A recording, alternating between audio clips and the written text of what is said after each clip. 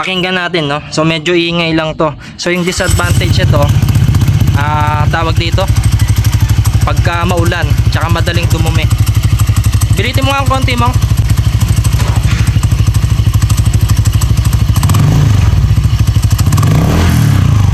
Free wheel mo, preno mo doon sa likod. Yun lang. Grabe ang ingay.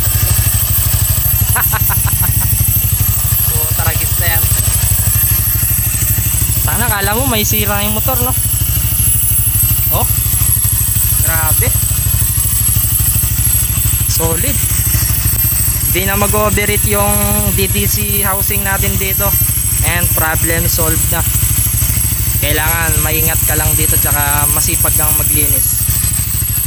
So yan, good day nga sa inyo, no? So ito nga pala, meron nga pala tayong binili sa Shopee. So ito nga pala yung PZTech na CVT cover.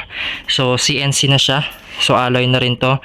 And then slotted nga pala to, no? So mabibili nyo dyan sa Shopee. Ilalagay ko yung pagbibilihan nyo dyan sa screen, sa pin comment at dyan sa description box. At dito nga natin binili kay Boss Ray Christopher Kapili. And galing pa to ng Tondo, Metro Manila. So ilalagay natin yung Shopee niya dyan. So para pag kinlik nyo yan, rekta na kayo dyan sa shop niya, no? So by the way, hindi pala ito sponsored. Binili nga pala natin ito, no? So tara, unboxing na tayo, no? Ayan. So ayan, balot na balot siya, oh. Grabe. So sa mga naka DDC, no, pagka problema nyo yung nag-overheat yung panggilid nyo, yung pinaka aluminum alloy nya, ito yung may sasuggest ko, no? Ito yung gamitin ninyo. So kahapon lang natin to in order, ayan, dumating agad. Tapos ayan, buksan na natin. Baliktad pala, ganito yung box ng PZTech, ah. Yun, no? CNC billet, oh. So yung pagkabili pala natin ito, nasa 8,400. Ayan. So ito yung purpose ko, kaya binili natin to para hindi nag-overheat yung DDC natin. Tapos kagandahan dito, meron na siyang kasamang bearing. Ayan. So marami kayong iba't ibang kulay na pagpipilian dito sa cover ng torque drive natin. Ayan, no? So pag daily use ka, hindi pwede sa ito. So kung marunong ka magbaklas ng CVT, so pwede mo naman bilhin to. Ayan. Tapos meron siya kasamang sticker, PZTech. Tara, install na natin. Tara, kalagyan na natin.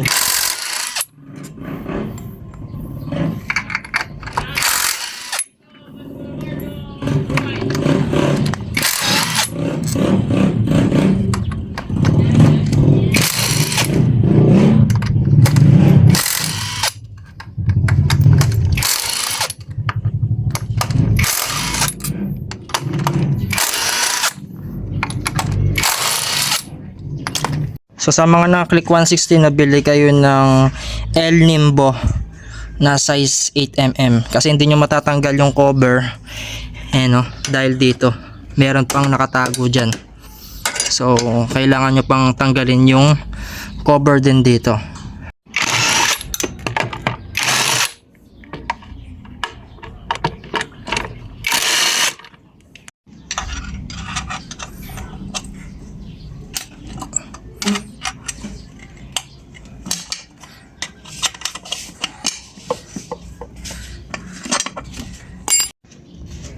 Diba matrabaho? And tapos pwede nyo nang ugutin yung cover.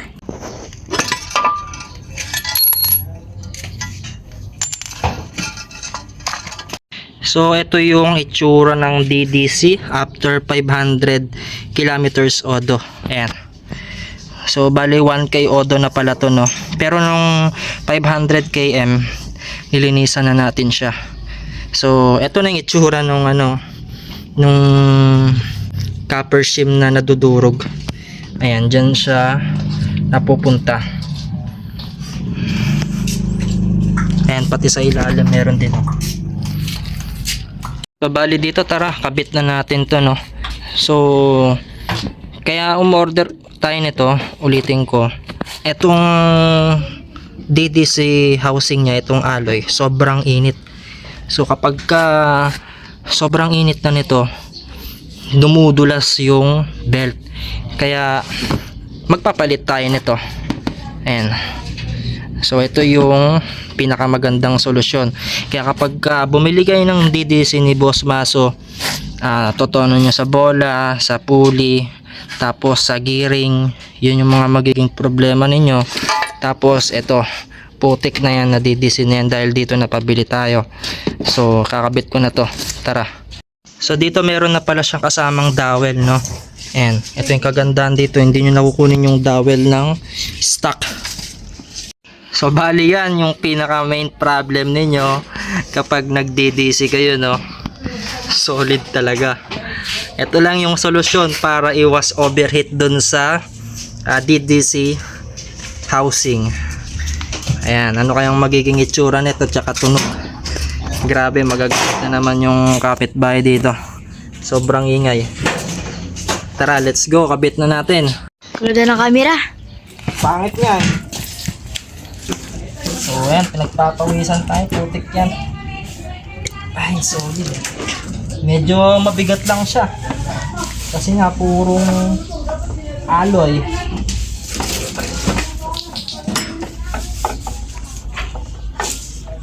So ganito nga pala yung itsura niya, no? Ayan, so hindi pa natin nailalagay yung GR5 bolts. Grabe, napakangas. Bumagay siya dun sa caliper natin, no? So kabit na natin yung mga tourniquets dito. So dito sa gitna, ito yung problema natin, medyo mahaba na. So kailangan natin magpalit ng medyo maikli. So hindi na may ilalagay ito.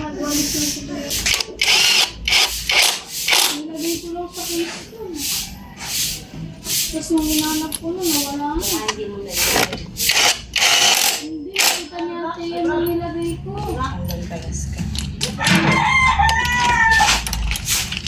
Ila.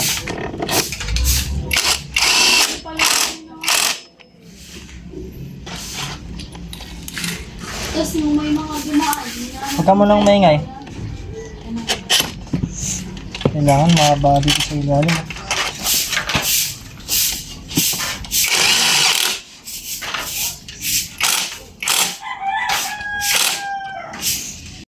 Tapos lagay na rin natin dito sa side. Baka makalimutan natin eh. Medyo nahirapan lang ako dito. Nakakabusit lang. Dito sa side na to, dapat pinalabas na lang nila eh. Para minsan ng impact, 'di ba? May mga ilang tornilyo tayong hindi mailalagay, no.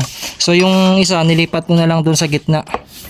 Importante kasi yung sa gitna eh.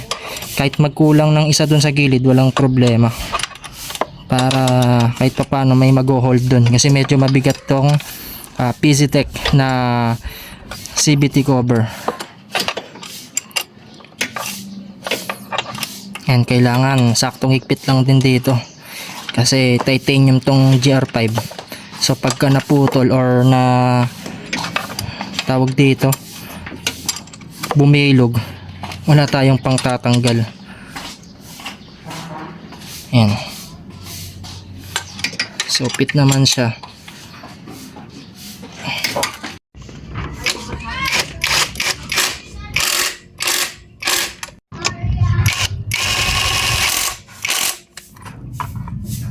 So bali sa part na to, no, dalawa yung hindi natin nailagay na GR5 bolts. So isa dito, tapos isa dito. So yung galing dito sa baba, nilagay ko na lang dito sa taas kasi hindi siya pwede dito. Kailangan natin ng medyo mahaba. Ayan, oh. So kailangan yan, ha. So fit na fit naman siya.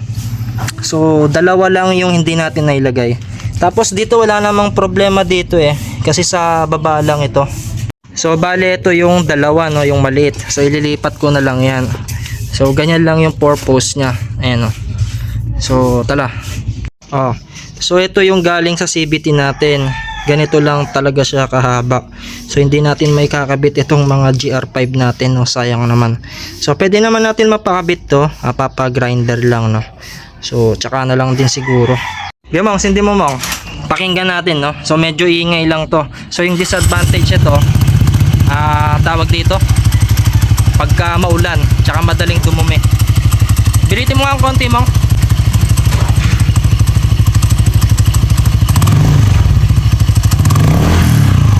Free wheel mo, preno mo doon sa likod. Yun lang. Grabe ang ingay. Taragis na yan. Sana kala mo may sira yung motor, no? Oh, grabe. Solid. Hindi na mag-overheat yung DDC housing natin dito.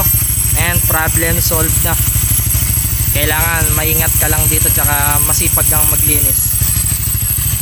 So yun, dito basang basa tayo no? Sinugod natin yung ulan. So nandito tayo sa San Clemente. So tinry natin yung PZTech. Ayan, so far so good. Hindi naman na dumudulas yung belt natin. So hindi na ganong umiinit yung direct dry clutch na housing natin, no? So update ko ulit kayo mamaya, no? Ayan, basang basa yung unit natin, kakatapos lang ng ulan. Ayan, no? So nakalimutan ko yung van natin, tawag dito, kapote. Ayan, tara, let's go. So dito mga kalpa, no? Ayan, bumabagyo pa. Naka open tayo ng CVT dyan, ha? So to-torture test natin tong unit natin. And basa-basa sa loob yan, ha? Solid. So bali yung review natin dito sa PZTech, CNC aluminum CVT cover natin na slotted. So 9 out of 10, maganda naman siya. Tapos napaka-precise nung cut, tsaka ang ganda ng materials na ginamit. Talagang medyo mabigat siya compared dun sa stock CVT natin. Tsaka ang kagandahan dito, meron na siyang bearing tsaka dowel. So plug and play lang siya sa Click 160 and Giorno 125. So bawat parts na nilalagay ninyo, meron siyang advantage at disadvantage. May cooling system, tsaka may airflow dun sa DDC natin, no? So dun sa buong CVT. So madaling mapalamig yung alloy housing ng DDC. So kapag stock yung cover ninyo, talagang sobrang init. So mararamdaman ninyo na talagang dumudulas yung pump belt. So yun yung nararanasan natin, no? So tayo lang yung content creator dito na gumagawa ng full review dito sa DDC. So talagang full review natin siya kasi nga medyo mahal yung DDC. So ayoko naman na i-encourage ko kayo. So ito, ginagawa ko lang tong video na to para sa review dun sa pyesa. So biruin niyo 5 years yung warranty, di ba? Tapos yung disadvantage naman itong PZTech, di ba, nakita nyo naman umulan, so napapasukan siya ng tubig tsaka ng dumi kasi nga butas-butas. So meron namang nabibili na non-slotted, yung walang mga butas, kaso mas maganda stock na lang din yung CVT mo, huwag ka na lang din mag DDC. So kung hindi ka marunong maglinis ng panggilid mo, so yun yung downside, no? So tayo, alam naman na natin maglinis ng panggilid, kaya nasa handler lang yan or nasa owner, no? So nasa sa inyo na yan kung magaling kayong mag-maintenance or masipag kayong mag-maintenance. So yun lang mga kalpa, iwanan ko na lang yung pagbibilan nyo ng PZTech na CNC alloy CVT cover natin dyan sa pin comment at dyan sa description box, pati yung DDC. So makikita nyo dyan sa screen. So yun lang. So update ko na lang kayo sa susunod. So thanks for watching and goodbye.